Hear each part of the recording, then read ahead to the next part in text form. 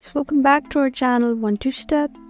In this video, I'm going to be teaching you guys on how you can copy files path in your MacBook. So guys, if you're a new user and you don't know how to do that, then this video is for you. So let's get right into the video without any delays. Just go ahead and open your Finder, and now just find the file which you want to copy the path of, and once you find it, just right click, and now you'll see these options. So once you see these options, you can see that there is no copy files path option right here. So in order to get that option, guys, just go ahead and press the option button. Don't just click it, just press it all the way through till you find this option that says copy and the file's name has path name. So if we just click here, you have successfully copied your file's path. So guys, that's how you copy your file's path. I hope this video was helpful for you.